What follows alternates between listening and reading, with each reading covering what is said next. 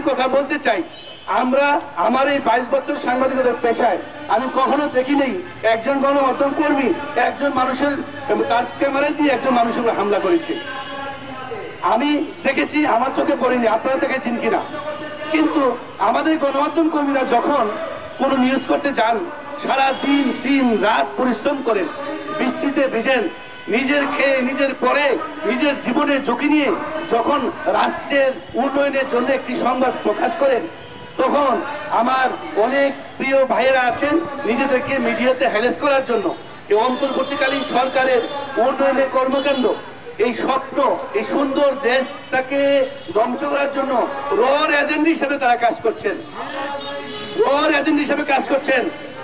আপনারা জানেন, আমরা যখন, আমার কথাই বলি, আমি যখন এই ভারত যখন বাংলাদেশ এর উন্নয়ন নিয়ে, বাংলাদেশের পুলিশ বাহিনী নিয়ে যখন মিথ্যাচার করেছিল, তখন ভারতের গণমাধ্যমের বিরুদ্ধে আমি একটি নিউজ করেছিলাম। আমাকেও তখন গুম করা হয়েছিল আওয়ামী লীগের সময়, আমাকে যখন গুম করা হয়েছিল এই আওয়ামী লীগের পেশিবাদী সরকারের সময়, আমার বিরুদ্ধে বিভিন্ন সময় 53টি মামলা করেছিল। আমরা তখন অনেক ক্ষতিগ্রস্ত হয়েছি।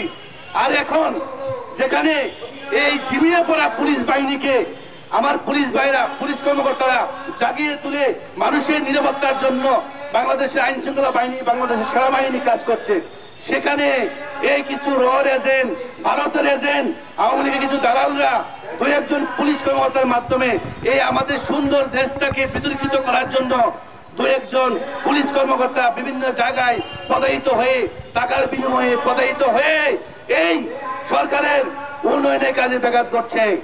এমনই একজন কক্সবাজারের ওসি জনাব মঞ্জুর কাদের ভূঁইয়া, আপনারা জানেন যে ওসির বিরুদ্ধে একজন জামাত কর্মীকে গুলি করে হত্যা করা হয়েছে, পিটিয়ে হত্যা করা হয়েছে, যার মামলা হয়েছে। এমন একজন ব্যক্তিকে মাননীয় ডিআইজি চট্টগ্রাম মহোদয়, জানি না কিভাবে তিনি তাকে এত গুরুত্বপূর্ণ থানায় প্রমোশন হিসেবে পদায়ন করেছেন, আমার জানা নেই। আমি শুধু জানতে চাই, এমন একজন কর্মকর্তাকে এরকম গুরুত্বপূর্ণ থানায় দায়িত্ব দিয়ে কতটুকু আইন শৃঙ্খলা উন্নয়ন করতে পারবেন আমার জানা নেই, আমার এত বছর অভিজ্ঞতা আমার জানা নেই। তবে আমি বলতে চাই, আপনারা যদি আমাদের সাথে কাজ করতে চান, পুলিশের সাথে আমরা একসাথে কাজ করব। সকাল হলে পুলিশের সাথে আমরা একসাথে কাজ করি, পুলিশ আমাদের সুখে দুঃখে পাশে থাকে, আমরাও পুলিশের পাশে থাকি। কিন্তু এই সুযোগকে কাজে লাগিয়ে যদি মনে করেন গণমাধ্যম কর্মীদেরকে ধরে নিয়ে নির্যাতন করবেন, এই দিন কিন্তু শেষ হয়ে গেছে। এখন গণমাধ্যম কর্মীরা আর বসে থাকবে না। ইতিমধ্যে দেখেছেন ঢাকা সাংবাদিক ইউনিয়ন এবং ঢাকার জাতীয় প্রেস ক্লাব সহ আমাদের সিনিয়র যারা সাংবাদিক বৃন্দ, নেতৃবৃন্দ আছেন, ইতিমধ্যে অনেক কর্মসূচির মধ্যে গুরুত্বপূর্ণ বক্তব্য দিয়েছেন, স্পষ্ট ভাষায় বলেছেন অন্যায়ভাবে অনাচার করলে, কোন গণমাধ্যম কর্মীকে অন্যায়ভাবে হেনস্থা করলে তাকে ছাড় দেওয়া হবে না। আমরা সহজ ভাষায় বলতে চাই, আমরা আজকের যে কর্মসূচি, এই কর্মসূচিটি আমরা বাস্তবায়ন করব কোন সময়? যখন আজকের পর থেকে দেখব যে ওসি মঞ্জুর কাদের সাহেবকে সম্মানের সাথে থানা থেকে প্রত্যাহার করে নিরপেক্ষভাবে একটি মামলা তদন্ত কার্যক্রম চলছে, তখন আমরা গণমাধ্যম কর্মীরা মনে করব যে আমরা ন্যায় বিচার পাওয়া শুরু করেছি। আর যদি মাননীয় ডিআইজি সাহেবকে বলতে চাই, চট্টগ্রামের এমন একটা আওয়ামী লীগের দালালকে ওসি হিসেবে রেখে আপনি যদি মামলা তদন্ত করেন, যে লাউ সেই কদু হবে। যে লাউ আওয়ামী লীগের সময় হয়েছিল, সেই কদু তারা খেয়েছিল, এবার আর গরু খেতে পারবে না। কারণ আমরা এই কর্মসূচি আজকে থেকে আমরা কর্মসূচি অব্যাহত রাখবো, আমরা চালিয়ে যাব।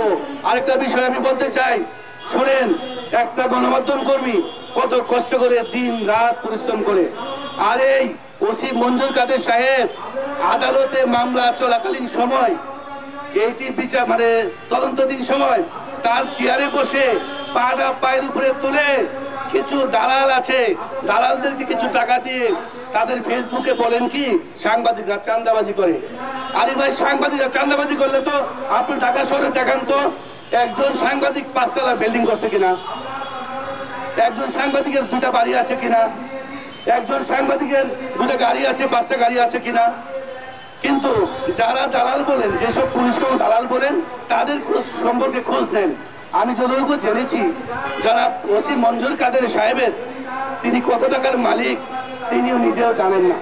কারণ তার পৈতৃক বাড়ি হলো ফেনীতে, ছাগলনাইয়াতে। তিনি খাগড়াছড়িতে বাড়ি করেছেন, কক্সবাজারের মতো টাকা চাকরি করেছেন, র্যাবে চাকরি করেছেন। এত টাকা উনি কোথায় থেকে পেলেন?